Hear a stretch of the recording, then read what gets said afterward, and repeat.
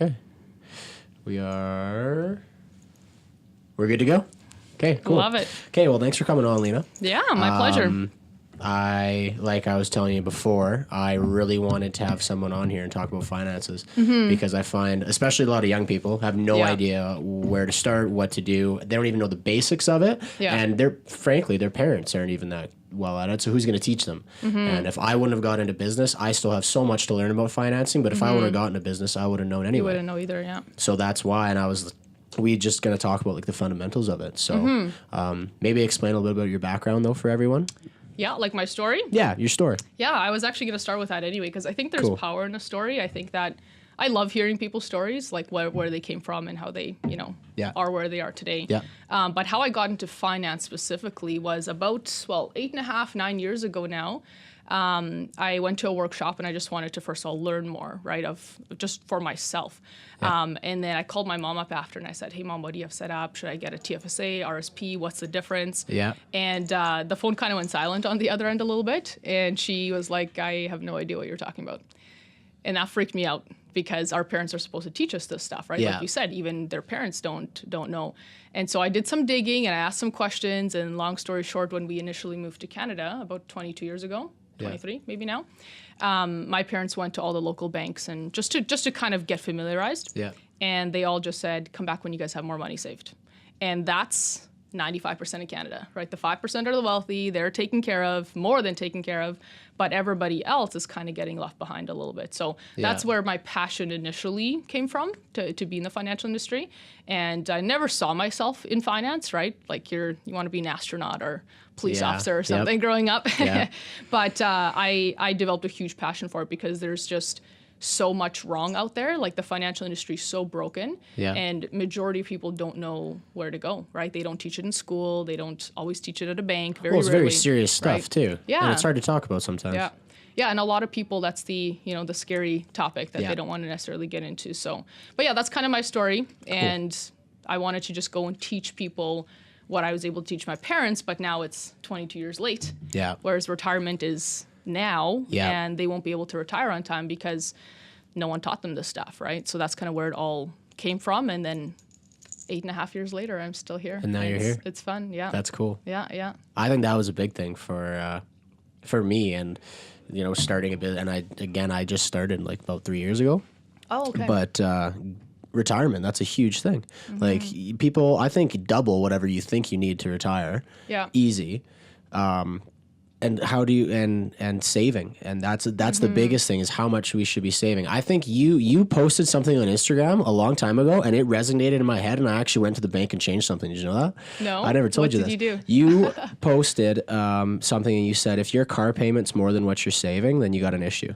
Ah, yes, I remember that. And I went and I doubled what I was saving. How cool is that? That's so awesome. That you posted that and then I changed it. But like that's cool. A big thing because no one knows about how much do you really need to be saving? Like obviously everyone's different. Everyone's general rule of thumb is to save 10%, right? Like that's the magic number. But it's not just that, it's knowing what investments to put it in so that you can achieve that growth, right? For us to save up a couple $1 million in cash, it's hard, right? Like you gotta, that's a lifetime for people, right? Yeah. But if you have it in the proper investments where it's actually growing, then that's where it's gonna grow and build that up for you, right? And that's what I wanted to, one second, I'm just putting your mic here. Am I not, okay, perfect. There we go. Just make you up a little bit better. Yeah, so I was gonna kind of go through how I set my clients up and kind of just go through the basics of it.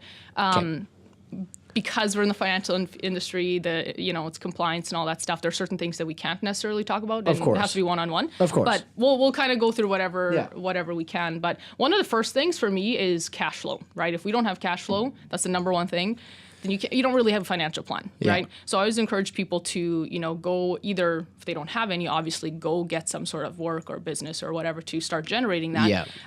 But we also want to make sure that we're increasing our cash flow, right? There's people that, I meet a lot of people now that, do drive an Uber or whatever, right? They're just finding different ways to pick up that, additional cash to put away. The other big thing is managing expenses because most of us are super delusional when it comes to saving or what we spend on. Yeah. It's so easy now because you just tap your credit card. You don't even have to type your Amazon numbers is the devil. in. Oh, it is. Yes. Yes, when I memorized my credit card numbers, when I knew I needed to cut that back. But one of the first things that we do is teaching people how to manage their expenses, because for me initially I have a form that I fill out with my clients. So if anyone wants that, let me know. But my column on eating out and dining out was just like 3, 4, 5 different columns long. Yeah. And that was a problem. I was spending about $700 a month on eating out. Easy. Which is horrible. Yeah. No, I know. But somebody's rent, Yeah. So I looked at I put that into my financial calculator to see what that's going to become retirement time. Yeah. And it was a huge number. So instead of putting that into eating out, which is first of all unhealthy, but then also very expensive, I put that on top of what I was already saving. Especially if you're a drinker too. Yeah. Big time. Yeah. Oh, that's unhealthy. I know a lot of people, I don't at all, but some people will go out and spend $200, $300, $400 a weekend. Easy. Yeah, easy. But then they have no money to save, right? Yeah. It comes down to priorities, what their priorities are. You're totally right. But recently we had one of our clients that paid off of over $23,000 in debt just by looking at their money, right, where their spending is going. Yeah. And that's what really hit home and what really resonated with me was, if someone just watches where that actually goes. Yeah. And we have to be aware, right? Most of us just aren't aware. It's so easy to go buy a $2 coffee here, 20 there, and next thing you know, it's, and that's what I wanted to ask you too, because I find I don't track that. I don't at all. No. And when I go, and I should, I'm going to be talking to you after about this. Yeah. But when I want to go for lunch, I just go. Yeah. And most people do that. Yeah. And that's the thing is do you think that at a young age, it's do you need to be handling that? And do you think that you got to say no sometimes? 100%. You got to identify what's a need and what's a want. Yeah. Right. And not that I necessarily need to be doing that, but. And think longevity. Yeah. But most of us, especially when we're young, we think that retirement is forever away. It's not. But it's not, right? Mm-hmm. I had someone, again, with my parents, the 22 years was crucial to be saving money, and they weren't. But the amount that we need at retirement, especially with inflation and all that kind of stuff, we want to make sure we have as much time on our side to save.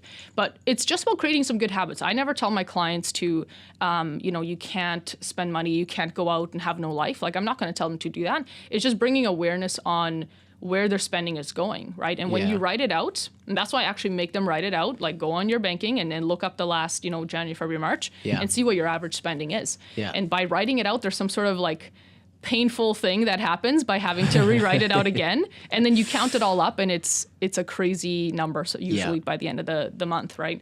And I've had a lot of people just by shifting off a couple things, let's say even spend $200 less a month on eating out and put that towards debt reduction. Yeah, it makes a big difference. When we put it into the debt calculator, it'll show us how much quicker, and sometimes it's years sooner that someone pays off a car or something like that. Yeah. So it goes a long ways.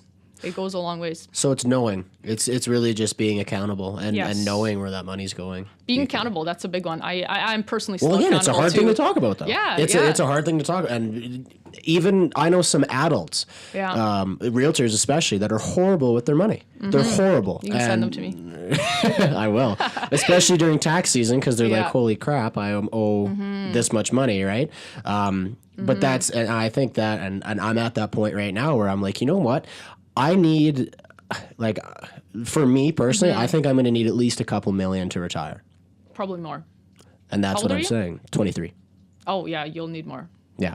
It depends on what you want to live off of too, right? Someone wanting to live off 50 grand versus. Well, I want to be realistic, right? I want to. If you want to maintain your lifestyle, you'll probably need a little bit more than that. So there you go, and that's now I'm do you know what I mean? Yeah. And so now it's okay, well, that's a long way away, but for anyone, it's hey, if you want that much money in your bank, you need to do something about it right now. Right now. Right now, and that's not going to a bank. Yeah. I don't think so, and I think that. Yes. Yeah, exactly, right. And that's something that I did want to talk about. Yeah. Is a lot of people go to their bank and they're I need to start saving, so I'm going to put X amount of money in my TFSA. How wrong is that? Well, we're an independent broker, right? So we actually take a holistic approach. So it's a little bit different. And when I was getting into the industry, I wanted to make sure my clients had a lot of options, because your situation's different than mine, different than someone who's approaching retirement, someone who's starting a family. Yeah. And so I believe that everybody needs to customize their financial plan, not just the cookie cutter. And I feel we work with banks and whatnot, and they're great and all, but I feel that sometimes they're kind of giving people that cookie cutter sort of approach to everything. Like everybody you have gets A, B, the and same C, stuff. and that's it. Yeah, and so it's important to customize that, and especially with where to put their money. TFSAs are great. Yeah.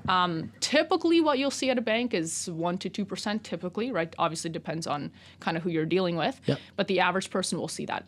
And if you look at the rule of 72, you heard of that before? No. Compound interest. Oh yes. Yeah. So Albert Einstein gets most of the credit for discovering it, but basically what it is you take the growth that you're getting, your interest rate, or the growth on your money, you divide it into 72, and that'll tell you how many years it'll take for your money to double. Gotcha. So if you're getting 1%, I've heard of that, 1 goes into 72. Yeah. 72 times. That means 72 years later, your money doubles once. And we don't have that much time, right? Like we just don't have that much time. So it's important to be getting those higher returns. Yeah. And going through an actual investment firm, typically you'll be able to achieve that, right? So but having options is there crucial. an age limit for this? Because like, I'm talking about, because I find that a lot of people, if you don't start at a young age, you're not going to start when you're 40. Yeah. So with TFSAs, you do have to be 18, but I see parents set it up for their kids before that even, right? Yeah. Like they'll start saving for them. But Well, I just see a lot of, and not a lot of people own businesses under the age of 25. But even just for everyone, it's like, I find a lot of people, well, I read a statistic too, it's like 50% of Canadians right now can't pay their debt. And that's sad. Yeah. That's really sad. Yeah. And that's or they're a problem. paying it, and it's like you throw money at it, and the number literally doesn't change. And sometimes it even goes up, right? Because of the high interest thing. And that's actually the second point I want to talk about is debt management. Okay. Looking how to eliminate debt, because people have debt at, the average credit card, 19.99, right? 20 even percent. The most I saw with a client was 58%. Whew. And this was like a Money Mart sort of place, right? And it's and we were able to free up for them about $3,800 a month, which was so cool. The wife was like crying across the desk. It was a cool moment. I know. Cool it's why I love what I do. Yeah. But life just happened. They weren't bad with their money. Life just happened. She had a heart attack at 36, 37 years old. And she was pregnant at the same time. So it happens. Stuff like that will happen sometimes, but it's looking at how to consolidate, making sure there's a few different options when it comes to kind of working on the debt side of things. Yeah. But if your debt's at 19, let's say 20%, and your investments are at 8 or 9, we kind of want to tackle that first, right? Because when you have that freed up, you can put more into your savings and investments. Or else it just cancels out, right? Yeah. We call it plastic surgery, getting rid of some of that high interest debt. How many terms do you guys have, in that office? Yeah. Lots. Yeah. But it's high interest debt that a lot of people just struggle with. And a lot of it comes from learning how to, again, managing your expenses, tracking all that. Yeah. When you see that, there's something that I can't explain it, but there's something that happens mentally where you're just so much more aware. Yeah. And if we can cut down in certain areas that are needs, or wants, right? Because the needs, we obviously need to live, but anything that's a want for a period of time, right? We're not saying forever change your life and you can't have fun, but just for 6 months, even 8 months, and just do it for a period of time, knock a bunch off, and then you're good to go. Yeah. So that would kind of be the next one, is with debt management, and then from there, creating an emergency fund or opportunity fund, whatever you want to call it. But a lot of people, their emergency fund is their credit card or their line of credit, right? And they don't really know how to utilize that properly, and they don't know how to identify good debt versus bad debt, right? Like a house, appreciating asset for the most part, right? Depending on location. Vehicle, not so much. Vehicle, not so much, right? So those are the ones that you want to knock down first. Have the highest interest rate ones knocked down, or the smallest amount. Let's say you have a $1,000 credit card. Do the snowball effect. Have you heard of that? Well, I've heard of this, but explain it. It's basically what happens to a snowball when you roll it down a hill, right? It gets bigger and bigger. So you want to kind of knock off the first few, whether it's the highest interest or the smallest amount, and just do one at a time and create some momentum to pay debt off. That's one of the first things, is obviously clearing that off. But then we need to make sure we have an emergency fund as well. Doesn't necessarily have to be in like a TFSA. It's just separate bank account if you feel you're touching it and constantly, pizza or something, you're taking money out, that's when we have to kind of have it somewhere separate so that it's there for the rainy day, right? Because life will happen. That's the thing. A lot of people That's what think I just wanted to mention. Good. Yeah. Your emergency fund, is that what you called it? Emergency fund, yeah. Okay. And I think that is, I never thought about that actually going into this conversation, is life does happen, no matter what, in your business, in anyone's life, right? Is okay. Your car breaks down. Yep, that happened to me. Did it? When we had a cold snap, yeah, my steering just went, and I had warranty, thank God. But for a lot of people, that would be, that would take them out for a year to try to pay that back. Oh, easy. So life can and will happen. So that emergency fund, you got to start that right away. Yeah. As soon as possible, right? I would say build up an emergency fund of 3 to 6 months of expenses. And that's exactly what it sounds. That's for, you don't touch that. That's not your savings. That's just for life. Rainy day. Yeah. And I think everyone should have that. People should have a broke level, right? Some people's broke level is like overdraft. Yeah. Some people it's like 15, 20 grand in their bank account. Anything under that, they're like freaking out. Yeah. So find that, right? Have those 3 to 6 months in there and make that a norm. Okay. Right? Like I used to freak out when I had $1,000 left in my bank account, and now that number is much higher. Yeah. Right? And I think that as we grow and our identity grows, that should be, you should keep a certain amount in there, and just get used to that and get used to, seeing that as not that much money, right? Because life can happen. You want to have that set aside. Oh, and very fast, and things happen in threes. I totally believe that. Yes, definitely can happen. So, so emergency fund would be a big one, and then of course if people have no benefits at work, right? Business owners, big part of that. Yeah, I still don't have any actually right now. Yeah, it's important, right? Because if we're out of commission for a while, I've broken a leg before, life can happen. Having a proper plan put together, I think that's important with just disability and stuff like that, because that replaces it. We've had a lot of clients where, they make a couple payments on their plan and then they end up, getting that payment, disability payments. And it covers a lot because then you don't go backwards. You don't, you don't go into debt and things like that. A lot of people end up draining their accounts. So that's an important one as well for emergencies because life can happen, right? But the other one is obviously cash flow protection. A lot of people, I think our number one asset is the ability to earn an income, right? As far as, in life goes. Of course. And so many people don't protect that. And I know insurance, when it comes to insurance, people are like, ugh, it's not the sexiest topic. Let's just say that, right? But where do we see all the GoFundMe accounts, right? I saw 2 alone last week. And that happens quite regularly. And it's something that has to be a part of someone's plan. Yeah. Whether they have a need for it right now. I got mine when I was 19 years old. And I didn't really need it, right? But one of my biggest goals is also identifying what you want to achieve in your life. One of my biggest goals was helping my parents with their retirement. Yeah. And if I'm gone tomorrow, good for you. That's not going to happen, right? So I wanted to have something set up because one day when I do have kids or whatever, I'll need it anyways. Yeah. So that's a huge part of someone's financial plan is having asset protection, right? Because our income, we want to protect that if something happens. Yeah. But also the life insurance side, that's a huge part of it.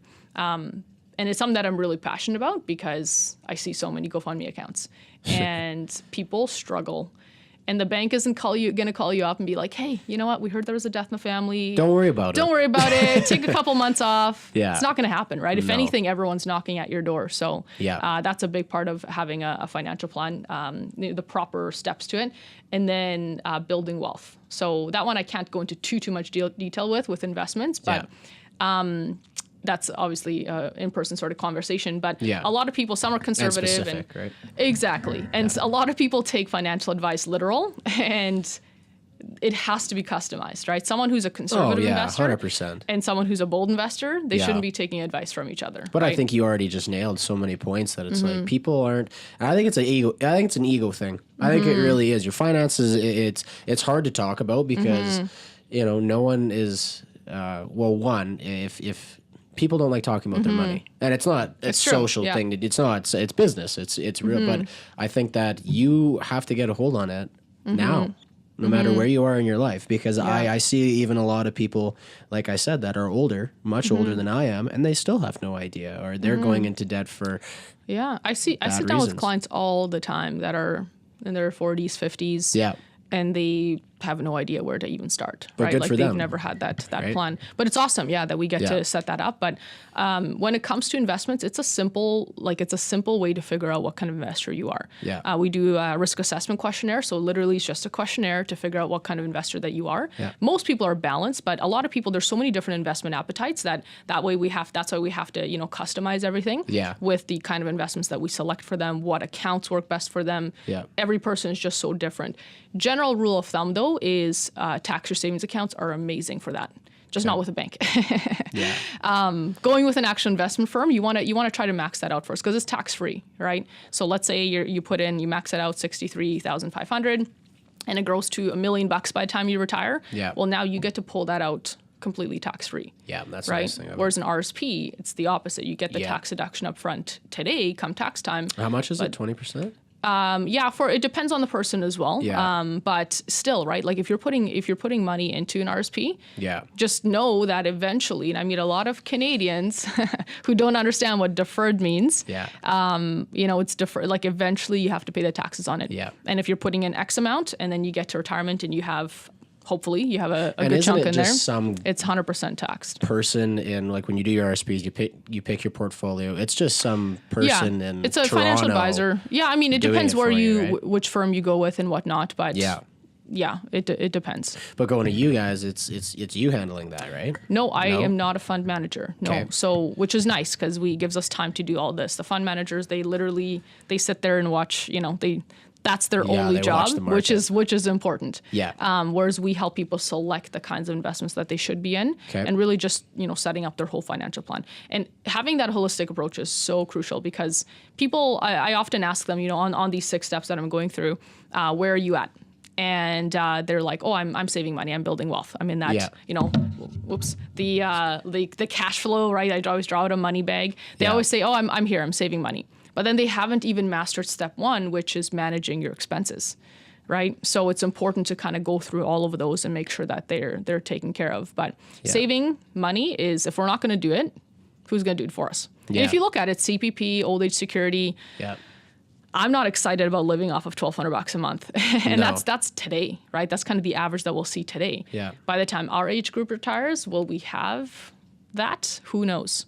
Right, the CPP is already underfunded by a big chunk, right? Yeah. So we want to make sure that we have our own money set aside, because that's never going to be enough. That'll maybe, with inflation, by the time we retire, maybe that's going to cover a couple meals, right? Like it's not going to go a long way. So it's scary. It really is. Yeah. It's scary, and for a guy like me, I started a business at a young age. I don't have any benefits. I'm completely control the income of. My life. Yeah, same. And so, and it's scary, isn't it? Yeah. Like it is. It can be, yeah. It's the first fine. couple of years. You get used to it. Well, getting used to the stress is the biggest thing because like some months you don't think you're going to eat, but you know what I mean? But it's true though. But I think for me, and I'm at a point right now in my life where it's like, I really need to figure out.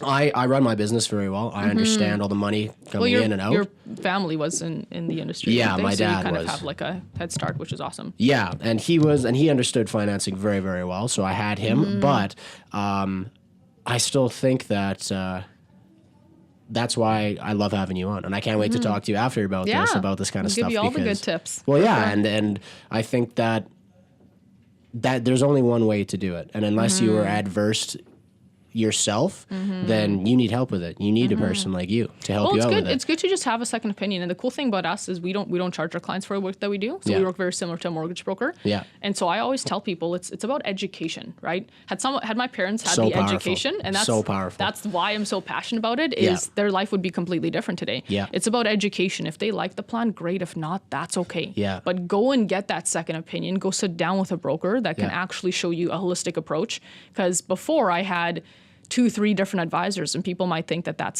sounds cool. Yeah. But my insurance guy didn't talk to my investment guy, right? And so they don't communicate. So having that holistic approach and having that whole plan come together, that's where you want to be. So that's why customizing it, and I can't stress enough, it's so important. But just going and get educated, right? Like a lot of people, their ego's kind of in the way a little bit, which is super unfortunate. Yeah.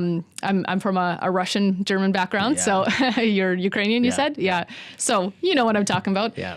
But it's just a pride thing for a lot of people, and they're struggling, and just face it. Let's just go get it done. Get something. Get an idea of what things in the next step needs to look like. I think like that's you said, important. Do it. It's not like you're charging someone $100 an hour to come in and talk to them, right? Because then people are like, I don't need that, right? Yeah. But I think that figure it out now, so that at the end of the day, if I do this and I do this and I put this much money away and do everything exactly what we just talked about for the last 20 minutes, that I will be okay. Because everyone's always stressed. Everyone wants to hear that, right? They want to know that, hey, I can retire. I had a couple clients that I said that to, and they're like, Thank God you just made our whole and day. How cool is that? So cool. But I don't get to say that very often, Yeah. right? There's a lot of people that like, I'm helping a client right now and she's maybe going to be in retirement for a couple of years and then she has to go back to work. Yeah. And it's because she didn't kind of get educated on all this stuff ahead of time. And that's why right? I think for young people, do it now. Do it now, because how many people, I'm seeing so many people, because in my business, I'm seeing a lot of people. We've got about 5 minutes on this set and then we'll go to the second one. But for me, I saw a lot of people that bought homes before 2008. Yeah. And they're losing a mass amount of money in their biggest investment in their life. And it's really hard for me to see, but that's all they have. Are they still down? Oh, yeah. A lot of them, yeah. That's the other thing about a lot of people when it comes to retirement. Yeah. Don't buy in a boom. It's hard to time the market sometimes, but that's another thing. A lot of people are depending on their house. Yeah. They're depending on the sale of their house to be their retirement ticket. Can't be. Imagine, just think about the people that were planning to retire in 2008, 2009. Yeah. And like you said, their house, the price is still down. Yep. So if we're depending, by the time we retire, we don't know what the market's going to look like at all. Maybe you can predict it because you're a realtor. No, nobody can. Nobody can. I always say that no matter, and I don't care if you've been in this business for 40 years. I don't care. You can't predict the market. You can guess, but you don't know. Exactly. And that's just like investments, right? Yeah. But you can't, that's the thing. You can't predict what it's going to look like. So we can't just have, I'm going to sell my house and that'll be fine. Yeah. Because you don't know that. Yeah. Hopefully that's the case, but that's not always the case. Yeah. Right. So we have to have, besides a house, that's kind of a bonus if someone wants to sell it to be a part of the retirement package. Yeah. But the rest of it has to come with saving that money up. Don't rely on one thing. Mm-hmm. Cool. Yeah. And then kind of last step is just preserving that wealth, right? Having your money in areas where it's as tax efficient as possible. The drawdown phase, right? That's kind of what we help people with as well. So just A to Z, knowing what those steps need to look like and knowing what that number is. We call it the financial independence number for retirement. And everyone's is different depending on what they want to live on, right? Yeah. So yeah, it's just something that one of my favorite topics for sure, obviously. But it's just because there's such a huge demand, right, in the industry and in finance. In Canada, 95% of people that aren't on track. Yeah. It's pretty scary stuff. Yeah, it is. Pretty and that's scary. why I thought it was so cool to have you on here. But are you ready for the second set? Yes, let's do it. Cool. Let's do it. Yeah, it's a real... This is, I think, also my favorite topic. What? Oh, there. I got to clap because like the sound thing goes up. Yeah. Okay, welcome back. We're here. Welcome back. We're good. Okay, so the second topic we wanted to talk about is, I don't know, what should we title it? Women empowerment? Sure. Young women entrepreneurs? Badass women. Badass women. No, it's true. I wanted to have Lina on for obviously everything we just talked about, but because you're badass and you got an awesome Instagram. I try and to. You run the show. You really do. And it's impressive you're in your career. And I don't know you too well, but I do follow you on social media, and I think there's a big movement right now of women in business, and I think they're taking over, to be honest. I think so. I think that I'm biased, obviously, but I feel like women can almost a lot of women see themselves as not as powerful or whatever, right? But I think that women can actually have it all. One of my good friends, like, she's just such a good example of that. She has it all, right? Like her faith, her family, her business, her fitness, like she actually does it all. And I think that's the big myth, is a lot of women feel like they have to pick one or the other. Yeah. And to me, I just find it so inspiring when women have, a awesome family home, and then on that front, and then they also are crushing it in business, or, just they're an entrepreneur of some sort. Yeah. I love seeing that. That's really cool. Yeah. And I think that a lot of women feel like they have to pick one or the other, but you don't. You can do it all. And one day when I have kids, I'd want them to say, like, mom's a badass, right? Like, she did it all. And if that's the way they want to go one day, to be a career sort of person, then they have that example, right? Yeah. And I grew up in a family of I've 8 sisters, and pretty much all of them were married quite young, 18, 19. That's just our culture. It's very normal. Yeah. And it's almost like frowned upon if you're still not married. Yeah. Right. My dad asked me that on the weekend. He's like, so when are you getting married? So it's just, that's like the normal conversation. That's almost the expectation. Yeah. And it's great. I admire them for that, but I wanted to have a career first. I wanted to be able to, and then do it all, right? To have both of those. Yeah. And so definitely wasn't that easy for my parents to accept that I wanted a career and to support that, right? They were like, get married, you're getting old. Yeah. But I feel like a lot of women that I've talked to in the past, they feel like it's almost like they're guilty, you know, for being a career businesswoman, and then, you know, also having that home front. I might be wrong by saying this, and I totally think that I don't see, and I see a lot of women start a family young, and their life isn't about them anymore. And I totally think that it's like, I've heard that for sure a couple times. I mean, I don't have kids myself, so I can't say it, but yeah, I see it. I hear about it. People tell me that, right? Yeah. So. And I think in anything, it's like you have to be the best person you can be. You have to be okay with yourself. You have to love yourself, to be able to raise a family, to be able to do whatever you want to do. But I feel like there's such, and again, there's still, it's like, and whoever says that, I still see this where it's like, why does the wife have to take care of the kids? Yeah, it's why true. can't she run the business? Changing, which is really and cool. And the man go, but I think it is changing too, because I see a lot of stay-at-home dads. Right? So, which is awesome. Yeah. Well, one thing that you did say was you have to continue growing, right? Like just because 100%. You're raising a family doesn't mean you don't have to have a title to lead, right? No, there's so many books on leadership, and I love leadership. But there's so many books that talk about that. You don't need a title, you know, in business or something like that to lead and to have that life. You need to, I think everybody should be, and that's something that I'm huge on, is reading and just doing a ton of personal development. People that I've met in business, or maybe they're not in business at all, right, and they're just doing a lot of personal development, their marriages improve, their relationships with their kids improve, right? Just by reading some good books on leadership or on marriage, or, you know, the 5 love languages or whatever. I think that I admire that so much when people continue to grow, because it just keeps things fresh, and they're growing, and I think as human beings we need that. We need to continue growing. And even if someone is a stay-at-home mom, right, and that's what they want to do, and that's their passion, I think that's awesome. I think that people should always be growing, right? Always reading good books and podcasts and stuff like that. Something that can keep their mind sharp, right? It's true. And I think that you know, talking about, you know, women specifically, 20, 30 years ago, things were a lot differently still. And I think finally it's like, you know what? There is no judgment anymore. And if you're one of those people that judge, then who cares? Go away. Right? And we weren't live when I was talking about this, but I think it was really cool. Top 3 realtors right now in Edmonton are all women. Yeah. And it's like, you know what? I think that's so cool, and it's the next is going to be the president of the United States, right? Yeah, and it's only going up from there. And I think actually women have a lot of qualities comparing to men that they're more. I think that they use their heads a little bit more, and men just are controlled with egos.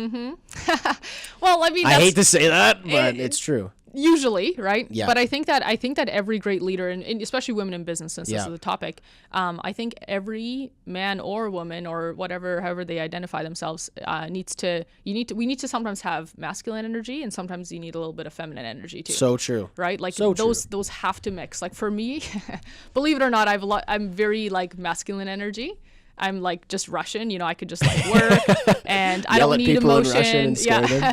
For me, like emotion is, I actually had to learn how to like speak the higher law languages. I don't know if you've heard of that before, but like encouraging people, praising them, recognizing them, stuff like that. I had to really practice that stuff because it was so weird. Growing up, we never touched emotion. Like that topic was never talked about. No praise. And that's just the background. I think a lot of Europeans are like that. Yeah.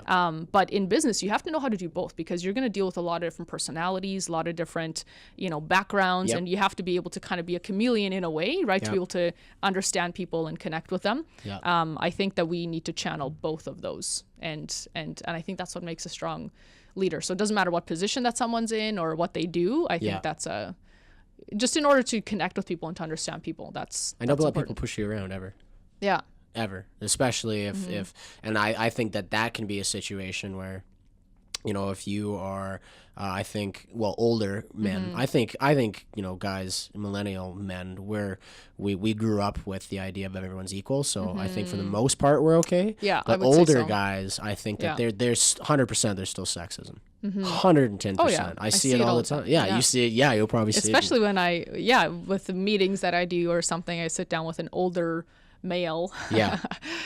It's interesting how that breaks down a little bit. And I mean, now it's just easy for me and it's fun, but in the past, like, they definitely see you as them here and here, right? And don't let it get to you. They'd see themselves as the alpha. Yeah. But the way I used to like see, as an example, cops as an alpha. I was like freaked out, right? Yeah. Like when you have that conversation. Yeah. But sometimes when you're a woman in business, and, you know, some of the situations can be a little bit intimidating. Yeah. In my head, like, I don't obviously say it out loud or to, you know, be egotistical, but in my head, I see myself as the alpha. Yeah. Do you know what I mean by that? Yep. Like someone who is, like, when you meet someone, you know if they're the alpha or you are. Yeah. Like, not in a cocky way, just like this under, like, silent thing, I guess, that happens. But I would just, when I was especially really, I started in business when I was 18, 19 years old.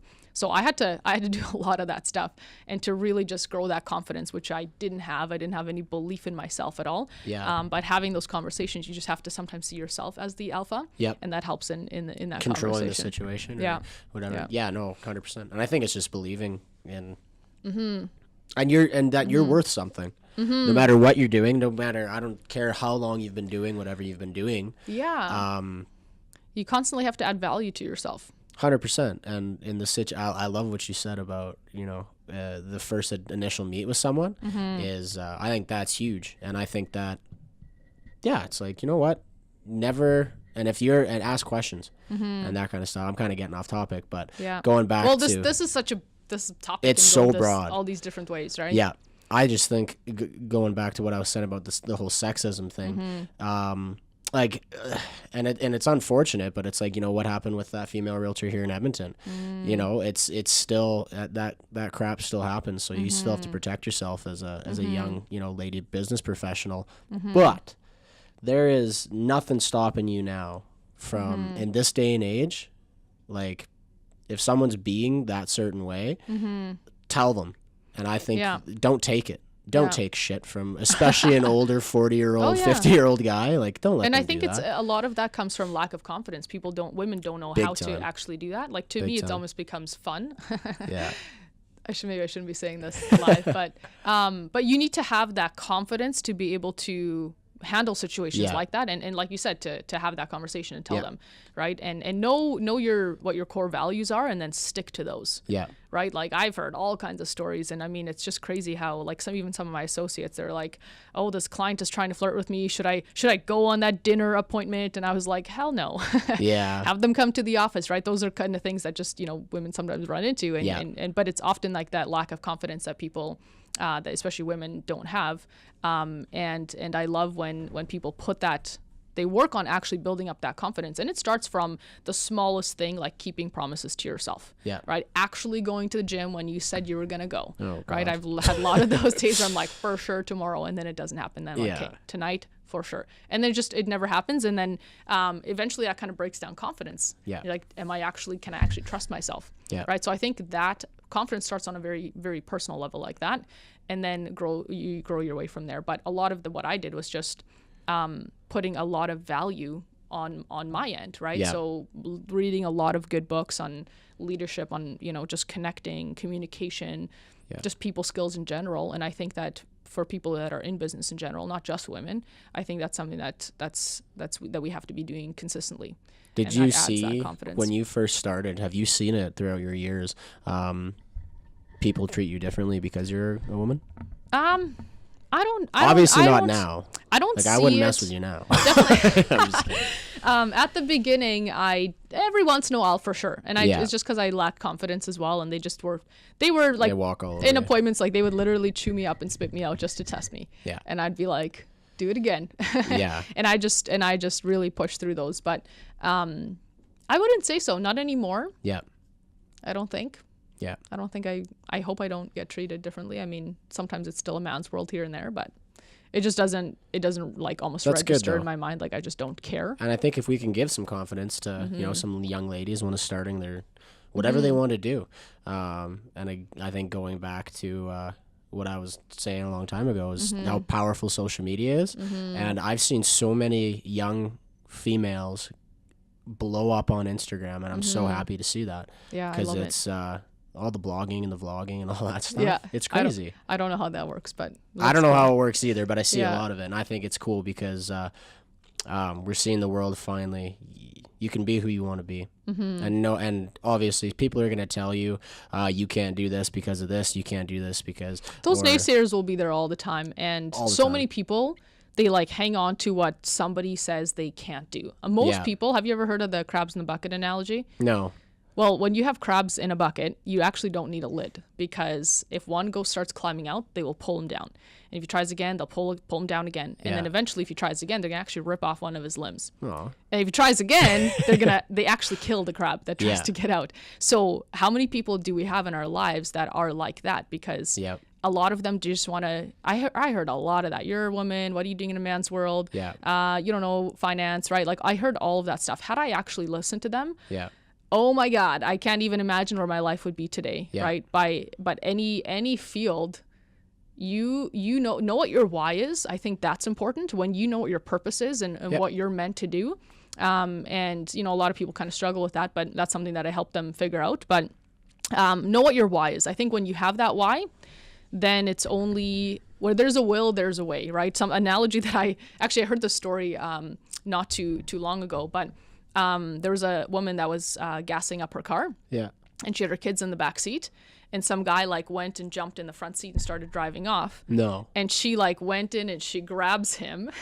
And somehow, she didn't know she had the strength. Somehow she pulled him out of the window and threw him on the road, basically. It's like a mom with her cubs, though. Yeah, 100%. Women can lift cars and stuff. It's of true. Course. But it's that what we didn't think we were capable of, right? Yeah. And I love that example, because where there's a will, there's a way. Yeah. So if you are super passionate about some sort of line of work or whatever it is that you want to do, you have to put on the blinders and kind of just focus on that why, focus on that goal. Yeah. Because so many people, they listen to the noise, they listen to everyone, and it's usually those crabs in the bucket that are, they feel that you're going to go and do something great, so they want to kind of keep you at their level. Yep. And it comes down to associations. Who are you keeping around you, right? I mean, obviously you want to help people and bring them with you and that kind of thing, but some people are just going to remain toxic and super negative, and if they're constantly there, I would rethink those relationships. A lot of relationships I had 8-9 years ago, so true, were maybe acquaintances today, but I keep people around me that are going to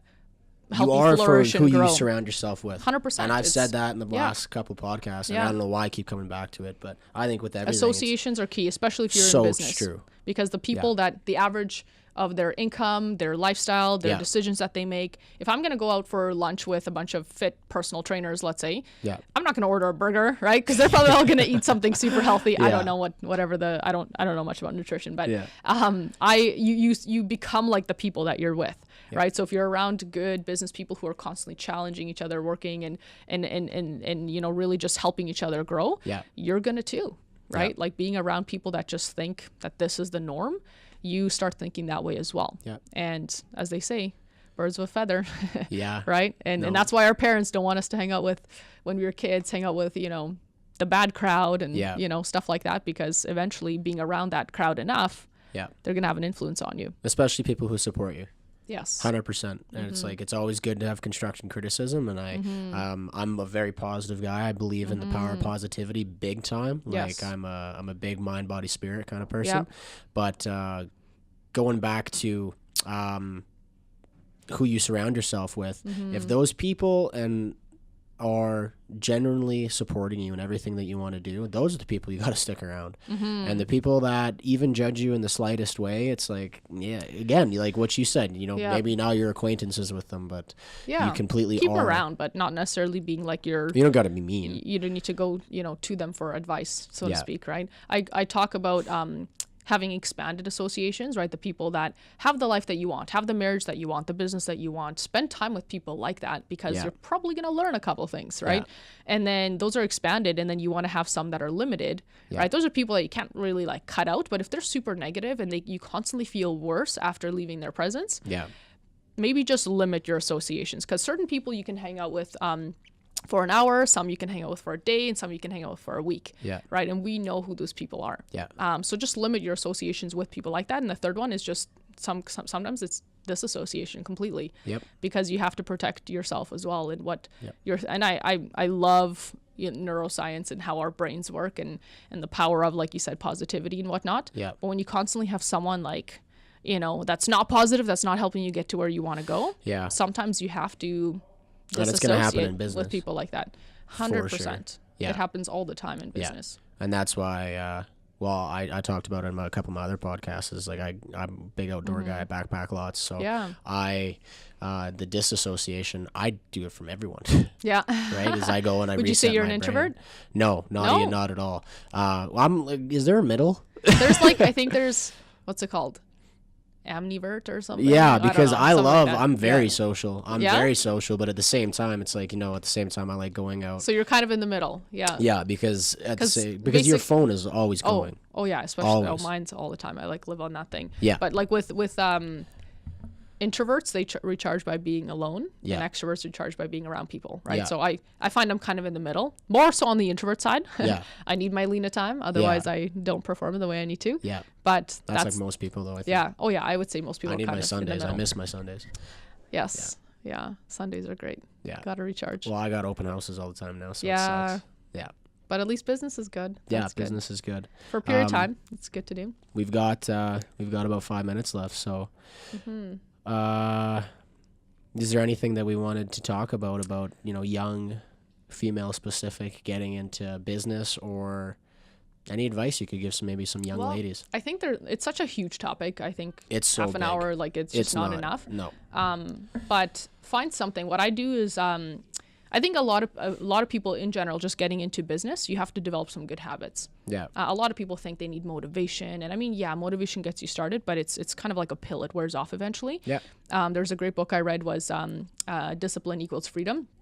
And it's awesome because when we're disciplined, we just go and do, right? Like I just follow my schedule, not on the days I feel like it. Because if I don't feel like it, I'm not going to move forward, right? Yeah. And there's more days that you don't feel like doing something than there are days that you do. Yeah. And I think you have to get yourself there. So I do something called a daily 5. So it's 5 little goals that kind of help you get to that big goal, right? Because you're not just going to wake up one day and hit that major goal. The example that I like to use is fitness, right? You're not just gonna roll out of bed one day and have chiseled abs and big muscles, right? Like to do a show, I've never done one, but it takes time. You have to eat healthy, work out, and sleep right, all those kinds of things, right? Yeah. And success and just in business and career, whatever someone's goal is in general, there's those little things you have to do on a daily basis to get there. So depends on what their field is, but a big one is personal development, pre-planning your day, being organized, being accountable. That's an important one. And depends on obviously what their field is, adding a couple other ones in. But find a few things that you can do on a daily basis that are going to inch you closer. Because as you stack up the inches, that leads to miles, right? And then that leads miles apart from the crowd, so to speak, right? Focus on your day to day. Yeah, and then also keeping those by doing that on a regular basis. Yeah. You keep those promises to yourself, which leads to confidence, and of course reading 10 pages of a good book. That's what I do every day. Sometimes I try to do more. Yeah. But that's all going to move you forward, and you're going to add that value to yourself.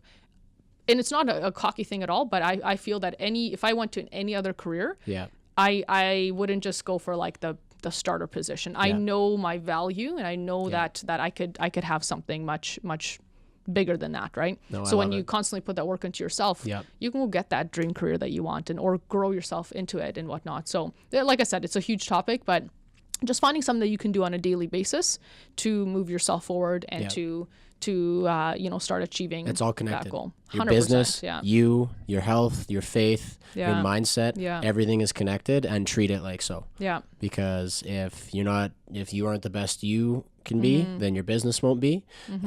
If one thing is out of whatever you need to do to the best, you have to be completed. Yeah. It all has to work in order. And that's what I think is a lot of people. Yeah, you gotta know what the priorities are, right? Yeah. And if you're being focused on your business is great, but if you're 110% just always into your business and not focusing on yourself, you will burn out and it won't be good. Yeah. So. That has to be there. That, I mean, balance, what is balance? We don't really know, but knowing what your priorities are and focusing on that. Too many people give their precious time that they'll never get back to people who aren't going to help them in any way, shape, or form. And not that that's what we have to look for, but they waste their time. Like they just, let's say, go out every weekend. I know people like that, and I'm just thinking like, I just couldn't do that, right? I value my time so much more than that. But know what? Like literally right now, my schedule is all my priorities, and that's all I focus on. I literally don't give time to things that, you know, I know aren't going to serve me in any way. Yeah. But knowing what those are and your core values, and then building on that, you can. And that's not saying if you need a day to do nothing, that is still helping you. Oh yeah. That is still helping. Because then you operate at 90% the rest of the week. You need that recharge time. And that's not what we're saying. We're not saying go every single day of your life. And you know, it's a me day. Exactly. Another if you need a me day, take a freaking me day. Like, you know. So yeah, exactly. Cool. Awesome. Awesome. That's all. Love we need. it. Thanks for coming on, Lina. Yes, it's great. Thanks for having me. Cool.